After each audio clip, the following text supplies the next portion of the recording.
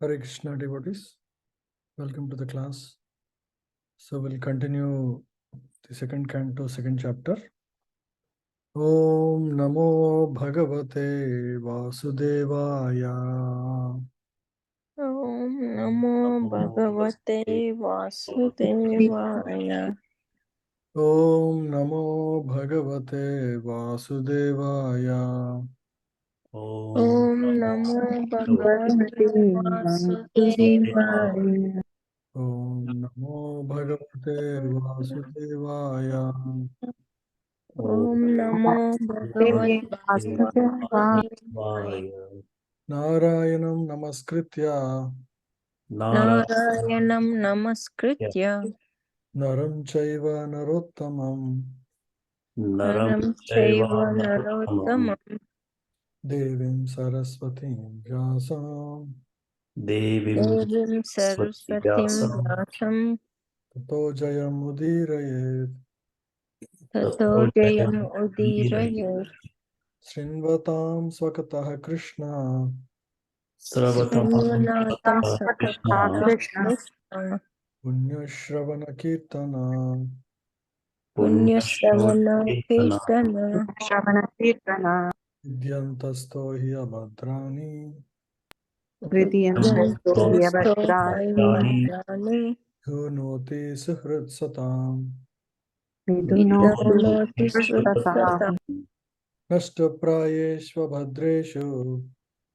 Nashtaprayeshu Bhadrashu Nityam Bhagavata Sevaya Nityam Bhagavata Devaya Sevaya Bhagavati Uttama Shloke Bhagavate Tamashloke Uttamaśloke Bhaktir Bhavati Nayishtiki Bhaktir Bhavati Devavati Naistaki Krishnaya Vasudevaya Krishna Krishnaya Vasudevaya Vasudevaya Devaki Nandanaya Cha Devaki Nandanaya Cha Nanda Gopakumaraya Nanda Nanda Gopakumaraya Gopakumaraya Vindaya Namo Namaha. Govindaya Govindaya Namo Namah. Hare Krishna. Hare Krishna. So in the last session, we started this second chapter. So where Sukadeva Goswami, describes about Karmakanda and description of the super soul. There is going to be further description of super soul. Lord in the heart is super soul, right? Paramatma. So there is, so the description is going to be covered today. So we covered rejection. In the rejection of Karmakanda section, there is description of Virat Rupa. So this whole chapter is about meditation. For a yogi who is not very advanced, like he's a very, his mind is still not very fixed. For him, Virat Rupa is suggested as the means for meditation. Means, what is Virat Rupa? Virat Rupa is the universal form of the Lord. So when you see large mountains, you can see how they're all created by God. Right? So by all the astonishing things in this existence are all manifestations of the potencies of the Lord. And as a yogi, one can meditate how each of these universal entities are, the mountains, rivers, all of these can be treated as limbs of the body of the Lord, the Virat form of the Lord. So in through such meditation, one purifies his heart. So that was, described. Before that, there was, a section about in the 4 and 5 verses. There is description of how one can live with minimum necessities. One doesn't need to, there is no need for performing karmakanda or, lot of fruitive activities to gain wealth in this world. because one can live very simply with basic necessities and focus more on attaining spiritual goals, right? So there is description of how whatever is naturally available can be used for meeting the basic necessities like food, shelter, all those things like that. So there is no need to flatter rich men. Why do we need to build build big homes? Why can't we live in mountain caves, right? So there is natural facilities. Those who are very serious, they can leverage them instead of trying to focus on material achievements. That was the concept. I mean, it's not very practical for current age, given most of the people live in cities. However, that is the spirit in which one should live. So if one worships the super soul, one's ignorance is destroyed. To purify, and so instead of focusing on karma kanda, one can focus on meditating on the super soul. And the initial guidance was given how one can meditate on the Virat form if the yogi is not advanced, right? But if a yogi is advanced, he can meditate on the Paramatma form of the Lord. So that is a description of this super soul. We'll discuss this today in the verses 8 to 12. You can see the picture here. In the heart of the yogi, there is Paramatma here. So this is the form of the Lord that exists within every single living entity. The size of the thumb of the jiva. If it is human being, it is the size of the thumb of the human being, right? His measure and how he looks, what are his characteristics, those are all described in this chapter. Can you all see my screen, Word document? Yes, Prabhu. Yes. Yeah, let's read this verse 8. Yechit swadehant hridayavakyase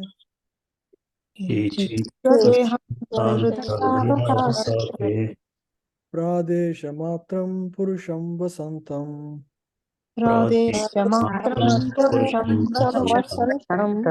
chaturbhujam kanja ratangak sankha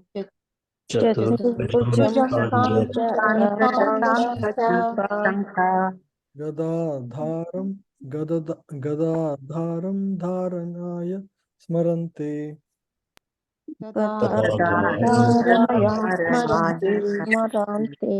So this is a beautiful verse. Next 2-3 verses are extremely beautiful, describing the form of the Lord in the heart. Okay. Yeah, please read. This is for those devotees who are advanced, who are purified in the heart a little bit. Those who are beyond the those who have crossed the meditation on the universal form of the Lord, the Virat form of the Lord. Yeah.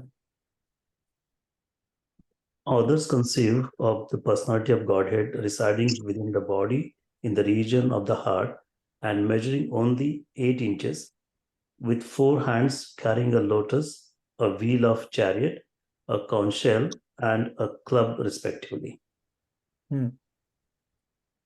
So within the heart of every living entity which has life, there is Paramatma, and he measures 8 inches, especially in the human being, in the human heart. He is not material, he's not physical, it's not like a physical entity. He is spiritual entity, but he has a measure of 8 inches within the heart of human heart, and he is in this he carries lotus, wheel, and conch and club through his 4 hands. Yeah, please read here, Prabhu. Yeah. The all-pervading personality of Godhead resides as a Paramatma in the heart of each and every living entity. The measurement of the localized personality of Godhead is estimated to expand from the ring finger to the end of the thumb, more or less 8 inches. The form of the Lord described in the verse with the distribution of different symbols, beginning from the lower right hand up and down to the lower left hand with the lotus, wheel of chariot, council, and club respectively. Yeah. So we can see from this, every body, whether it is an ant or a tiger or a human being, is actually a temple of God, because there is Paramatma, Chaturbhuja, Akar, Paramatma is there in the heart of every living entity. So we should be very respectful to. So there is sacredness in life. Wherever there is life, there is sacredness. We cannot hate any life, whether it is the most ugliest of animal or a living entity. There is this beautiful Paramatma within the heart. So it's a temple. Every body we should see as a temple. Yeah. So please read this last line. Sure. The Lord exists at Purusha, or the male enjoyer, although there is no comparing him to any male form in the material world. But all such forms of Advaita, the non-different from the one another, and each of them is eternally young. The young Lord with the four hands is nicely decorated as described below. The next verse is beauty is described, how he is decorated with garlands and other paraphernalia, and how his face is beautiful. Prasanna Prasannavatram Nalinaya Tekshanam Prasannavakram Nalinayanam Kadamba Kinjal Kapishanga Vasasam Lasan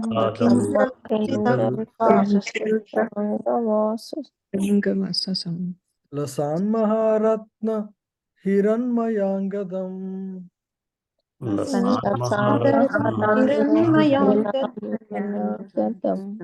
Puran Maharatna Kirita Kundalam.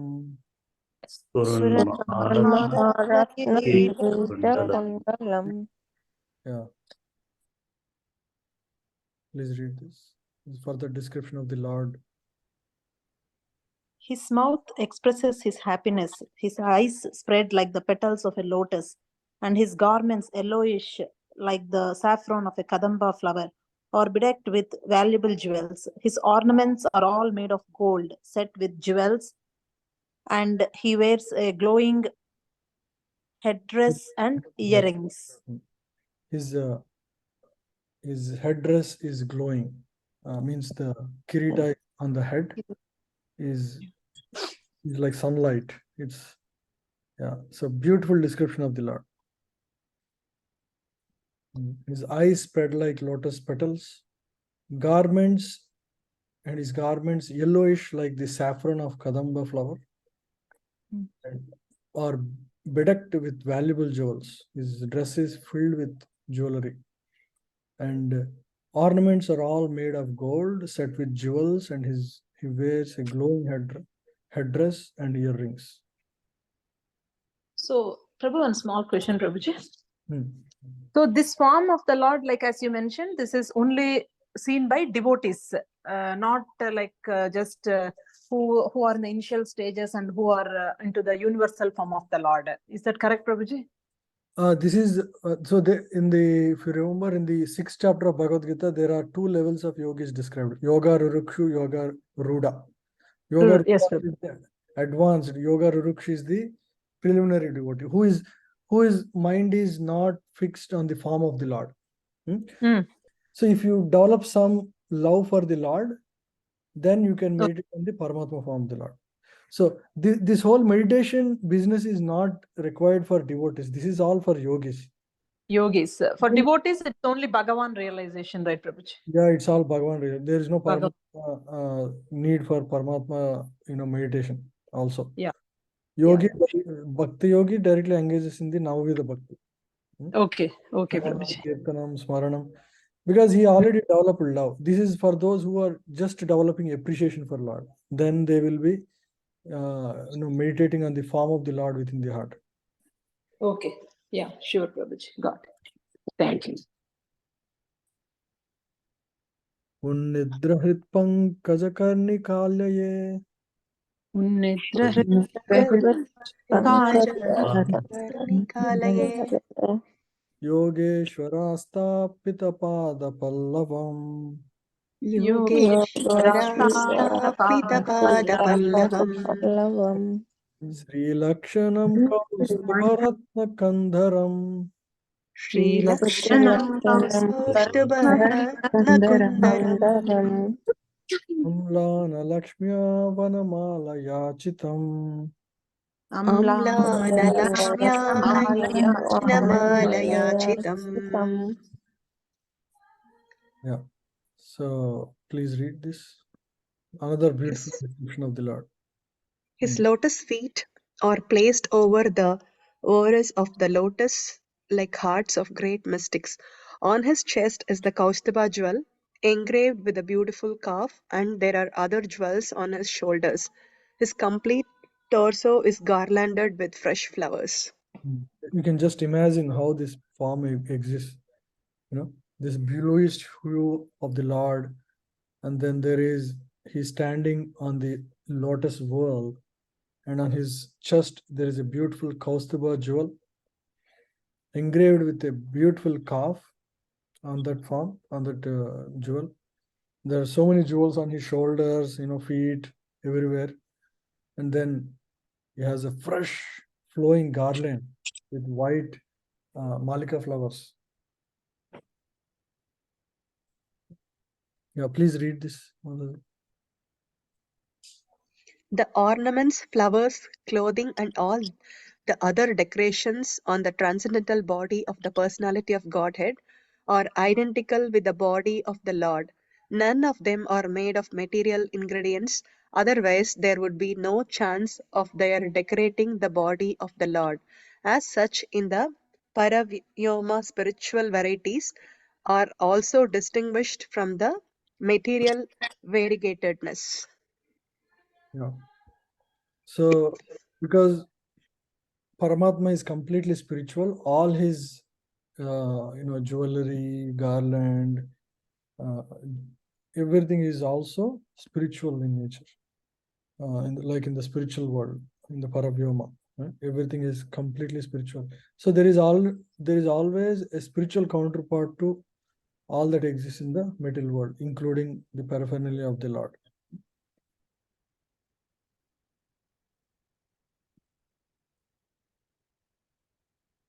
Vibhushitam me kalayanguliyakair Bhushitam kalayanguliyakuir Adanairnu purakankanadibhi Mahadanenu purakankanadibhi Igdamala kunchita nila kuntalair Snigdhamala hitanilakuntale Virochamana nanahasapeshalam. Virochamananahasapeshalam. Okay, please read further description of Lord. He is well decorated with an ornamental wreath about his waist and rings studded with valuable jewels on his fingers. His leglets, his bangles, his oiled hair curling with a bluish tint, and his beautiful smiling face are all very pleasing. These are not imaginations. These are Sukadeva Goswami is speaking about this form of the Lord to Parikshit Maharaj, who is about to die. There is no time to give any imaginary description. These are direct experiences of Sukadeva Goswami. His leglets, bangles, his oiled hair, his hair also has oil, curling with bluish tint, and his beautiful smiling face are all very pleasing. Lord is always smiling. Even when during the war also, when Arjuna was so depressed, Lord was only smiling. And throughout the war, he was always smiling.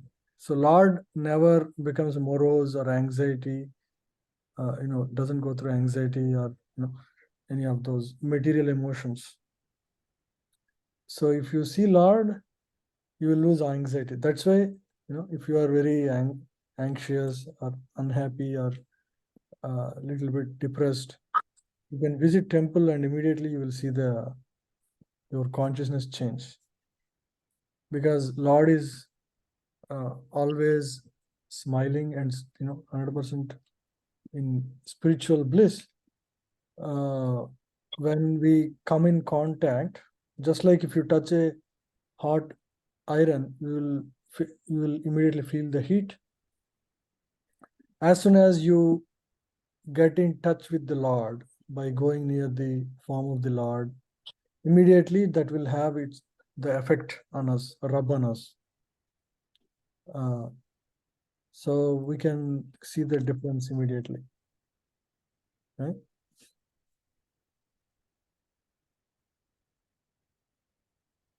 Yeah, please read.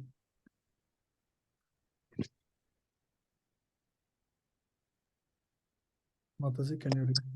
Yes, sir. The Supreme Personality of Godhead is the most beautiful person amongst all others, and Srila Sukdev Goswami describes every part of his transcendental beauty, one after another, in order to teach the impersonalists that the personality of Godhead is not an imagination by the devotee for facility of worship, but is the supreme person in fact and figure. The impersonal feature of the absolute truth is but his radiation, as the sun rays are but radiations from the sun. Sun is different from sun rays.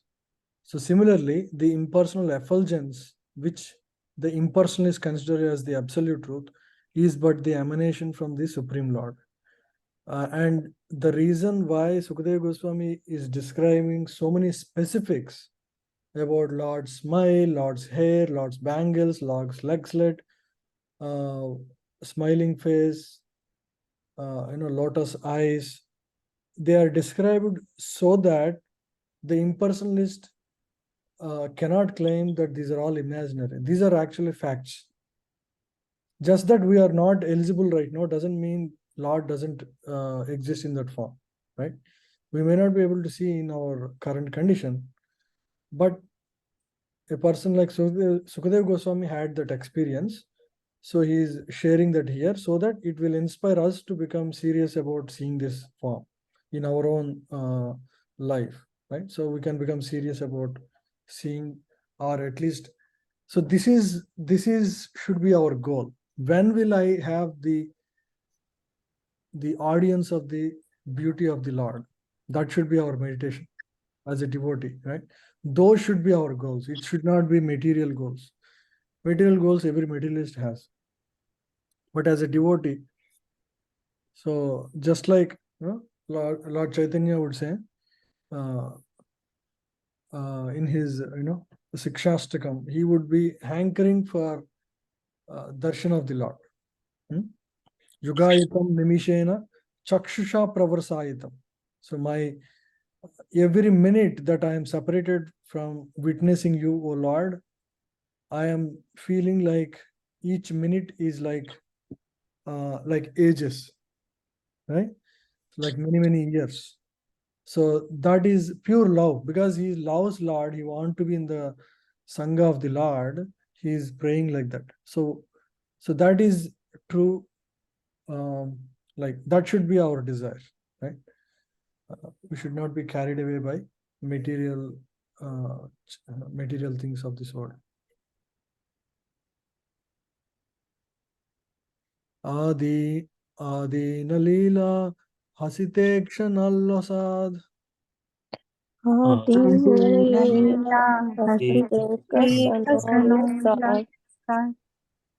Brubhanga Samsuchita Bhuri Anugraham. Bhagavam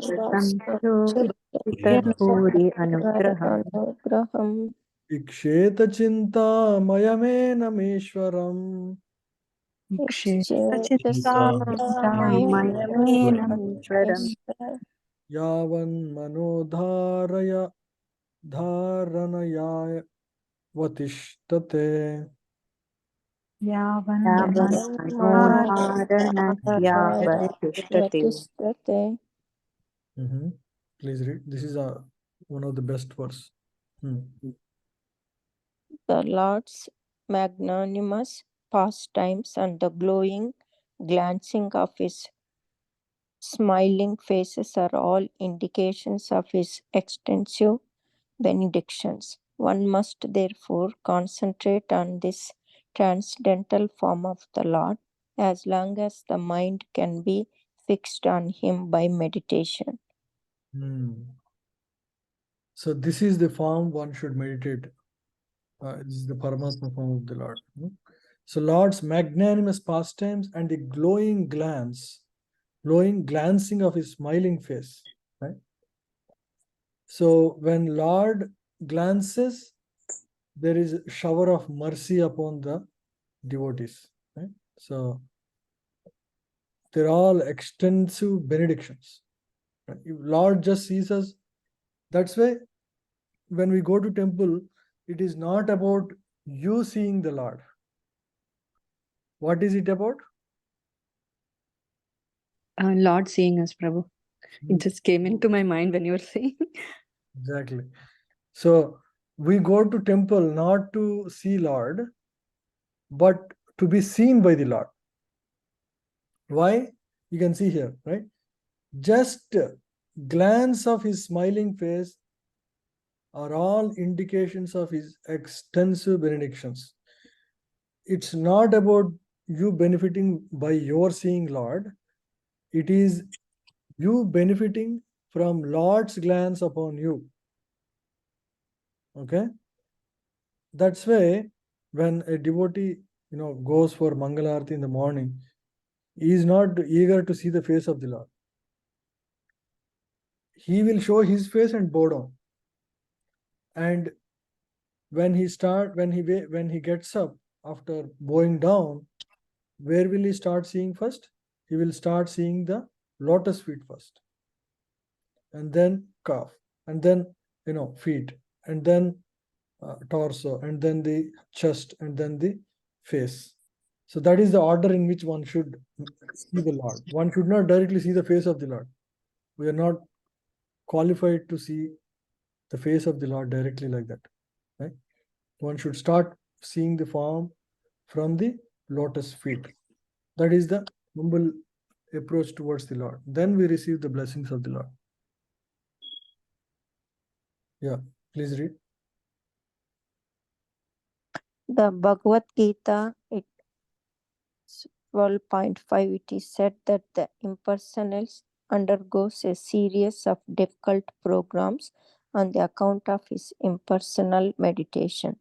But the devotee, due to the Lord's personal service, progress very easily. Impersonal meditation is therefore a source of suffering for the impersonals. Here the devotee has an advantage over the impersonalist philosopher. The impersonalist is doubtful about the personal feature of the Lord, and therefore he always tries to meditate upon something which is not objective. For this reason, there is an authentic statement in the Bhagavatam regarding the positive concentration of the mind on the factual form of the Lord.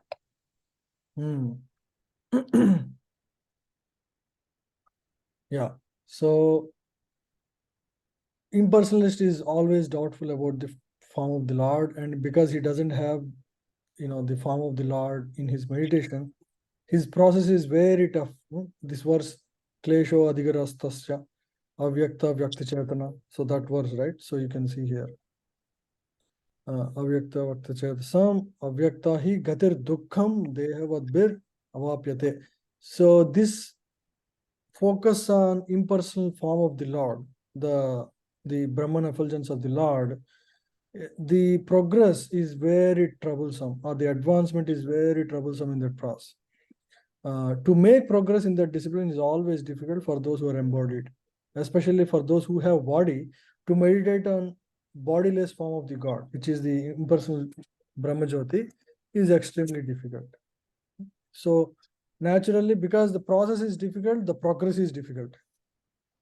For us bhakti yogis, the process is easy, so the progress is easy. The process is just hear about the Lord, glorify the Lord, pray to the Lord, serve the Lord.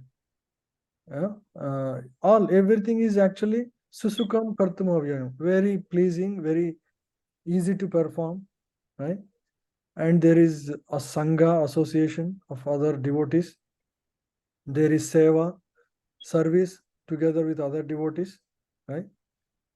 To glorify the Lord, to connect with the devotees of the Lord, to talk to the devotees of the Lord.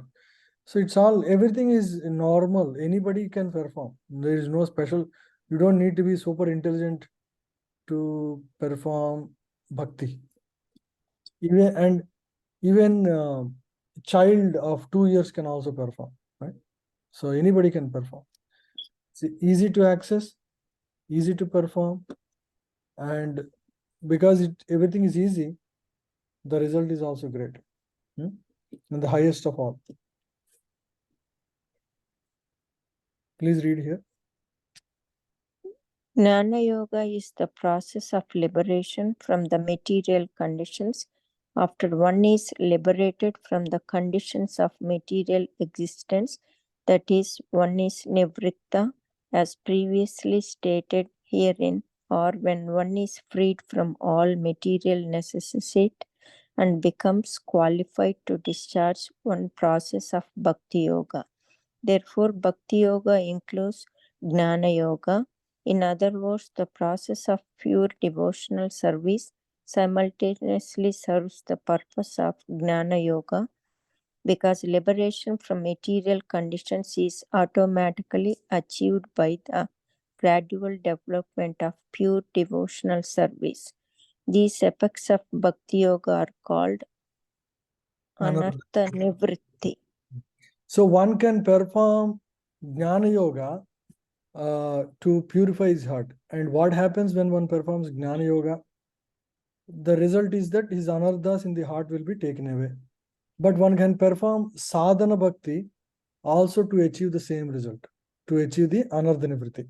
So what is the point in doing different practices only to achieve the same result that you can achieve in one process?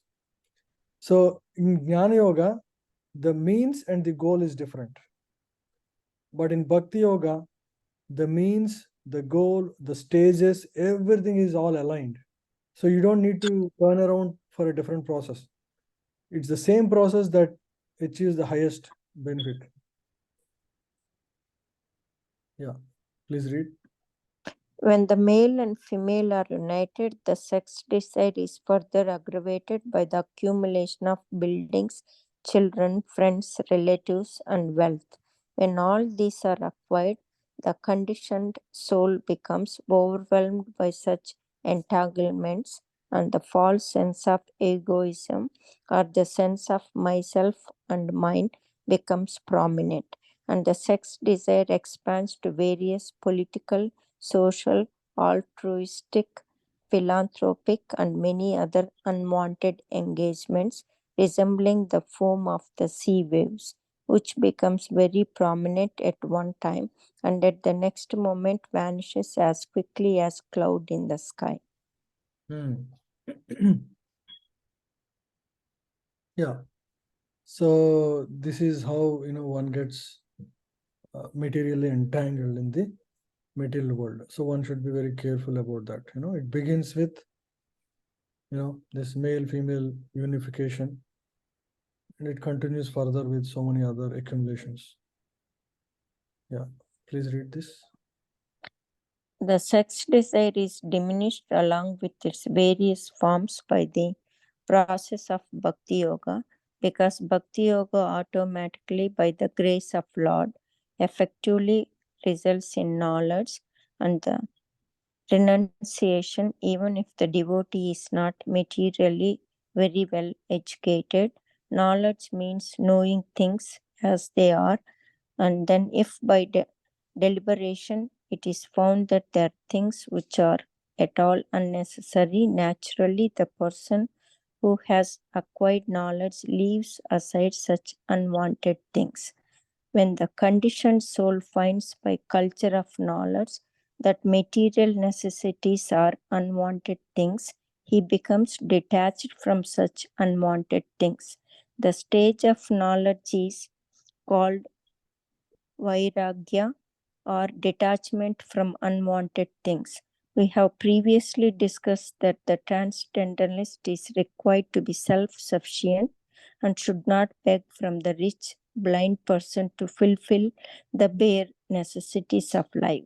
Sukadeva Goswami has suggested some alternatives for these bare necessities of life, namely the problem of eating, sleeping, and shelter, but has not suggested any alternatives for sex satisfaction. Yeah, so continue, Mother. This line will complete it. One has the sex desire still with him, should not at all try to accept Renounced order of life. the renounced order of life. For one who has not attained to this stage, there is no question of renounced order of life.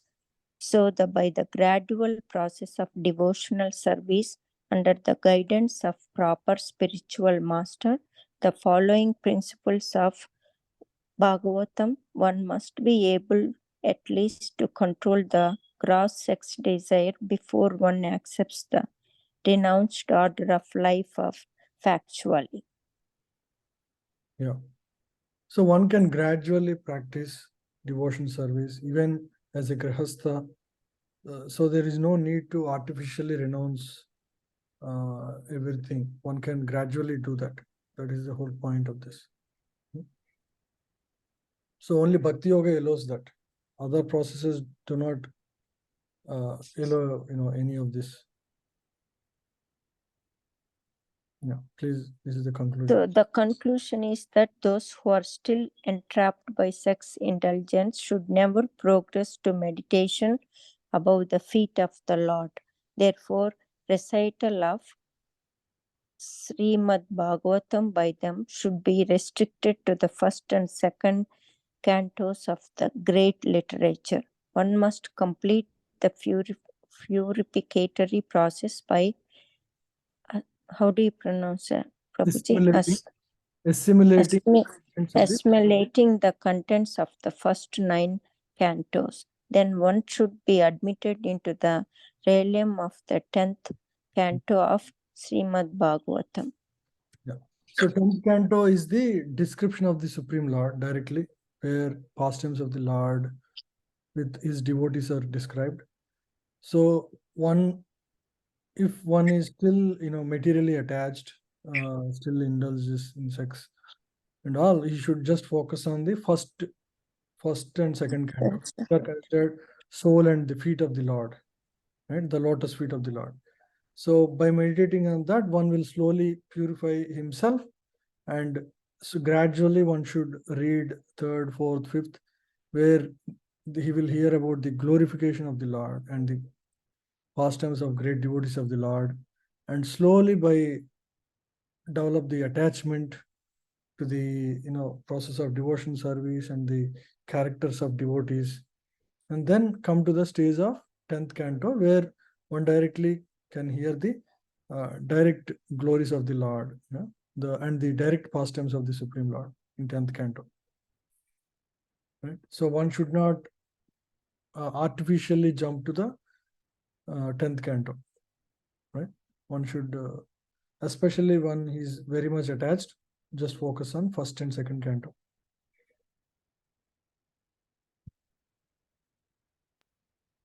Ekaikaso angani diyanubhave bhavayet. Ekaikaso nagnani भावयेत् Bhavayet. पदादिदावधसितां गदाभृता Padadityavat Gata जितं जितं स्थानमपोह्य धारयेत् Jitam Chitam Chitam Sthanam Apopya Dharayet. परं परं सुध्यति धीयता यता परम Param Sudhyatir Yata Yata. So first, to meditate on the form of the Lord in the in the form of Paramatma, one should know the form. So that was described in 3 verses from verse 8 till 11, and then Sukadeva Goswami mentioned, okay, you should meditate from the first the Paramatma form was described, and then gave the process of meditation, how you should start meditating on the form of the Lord. Now he's describing exact, the further steps on the process of meditation, right? So that is described here. Yeah, please read. The process of meditation should begin from the lotus feet of the Lord and progress to his smiling face. The meditation should be concentrated upon the lotus feet, then the calves, then the thighs, and in this way higher and higher. The more the mind becomes fixed upon the different parts of the limbs, one after another, the more the intelligence becomes purified. So the process of meditation, even when we see the form of the Lord in temple, this is the way we should see the form of the Lord. We should always start with the lotus feet, and then the calves, and then the thighs, and then the the heart, and then the face, smiling face of the Lord. So this is the order of seeing the Lord. And the progression of cantos of Bhagavatam are also like that. Canto 1 is like the lotus feet, Canto 2 is like the calves. So like that, one progresses and ultimately reaches the smiling face of the Lord, which is the 10th canto, where the direct pastimes of the Lord with his devotees are described.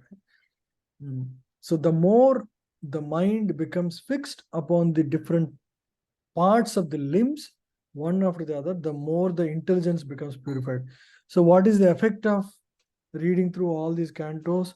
Once intelligence becomes purified, what do you mean by intelligence intelligence purification? We're contaminated right now. Yeah, we are contaminated. Contaminated means still attached to material things, right? So still desirous of material goals, and still confused by material modes of nature, right? Keeps bewildering us still. So when that is gone, then that is purification. Yeah, please read through. The process of meditation recommended in the Srimad Bhagavatam is not to fix one's attention on something impersonal or void. The meditation should concentrate on the person of the Supreme Godhead, either in his Virat Roop, the gigantic universal form, or in his Satchitananda Vigraha form, as described in the scriptures.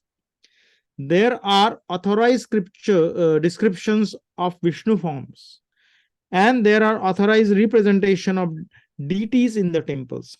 Thus, one can practice meditating upon the deity, concentrating his mind on the lotus feet of the Lord, and gradually rising higher and higher up to his smiling face.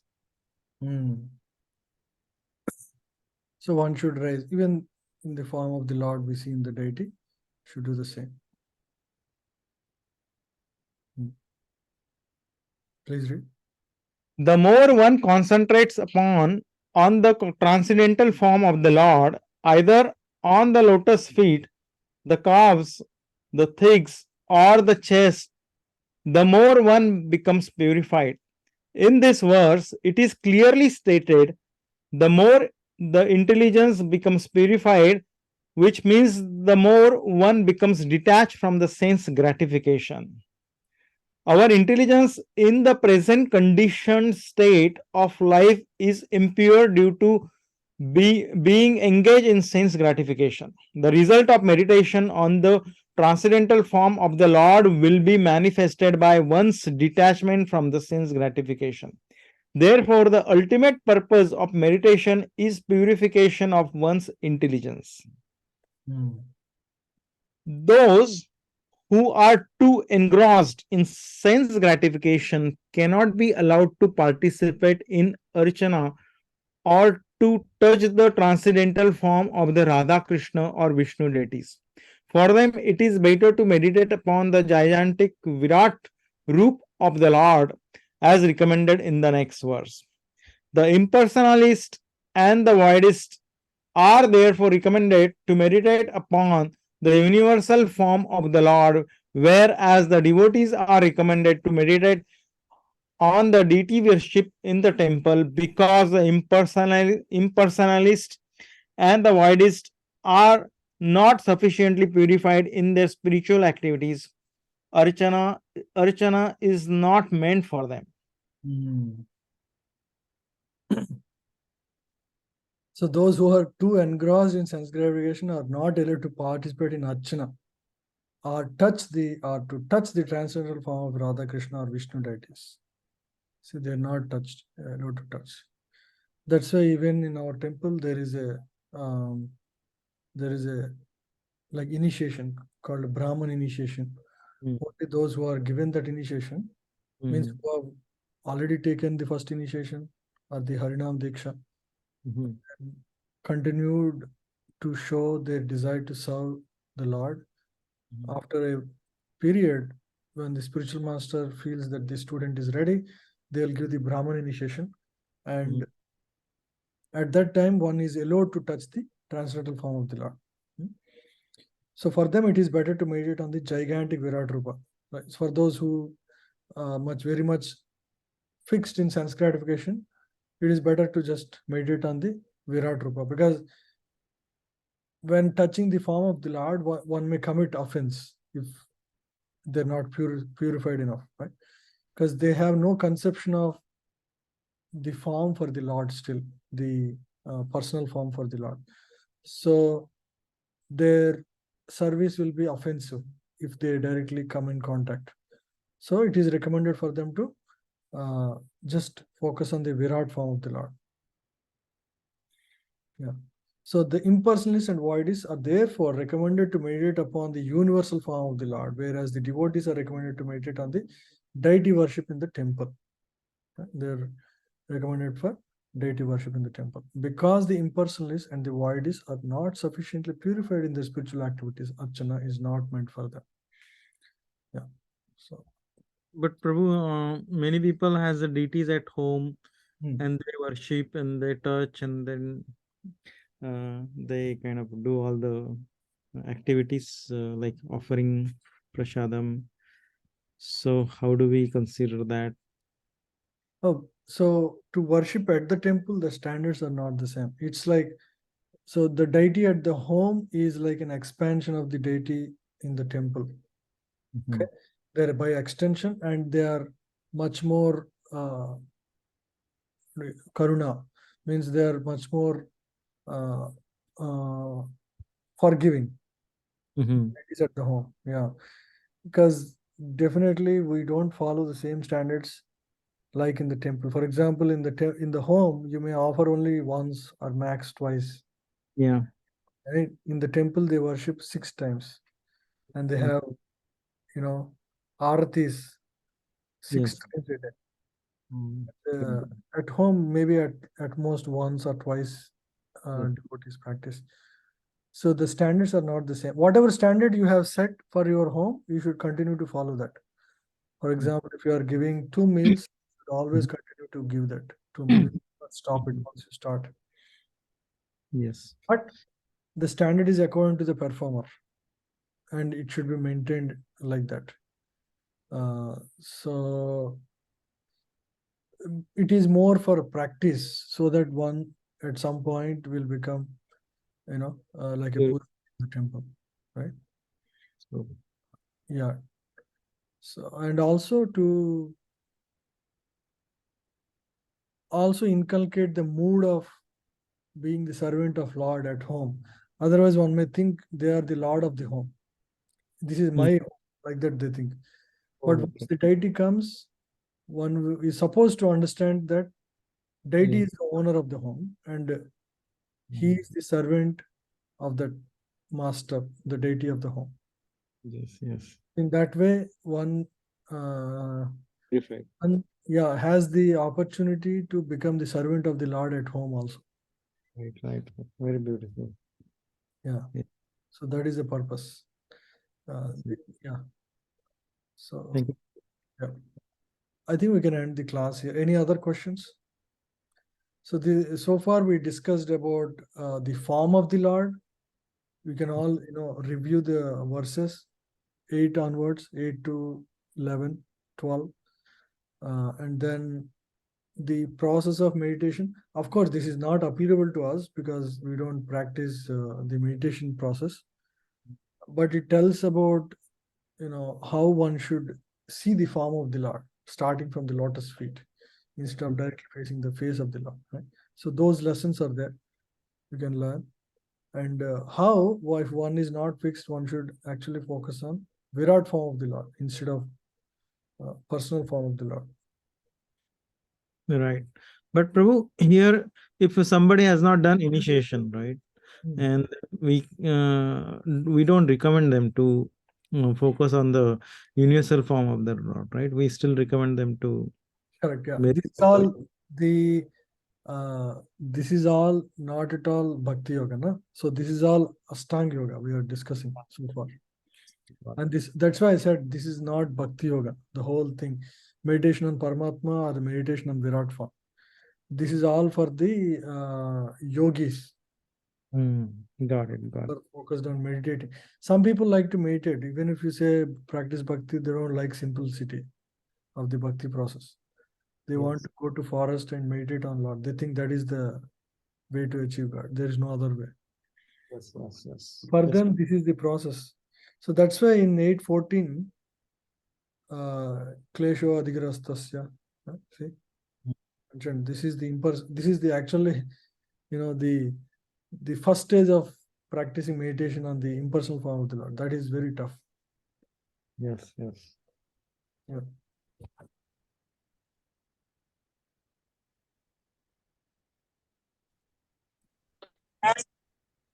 Okay. Anything else?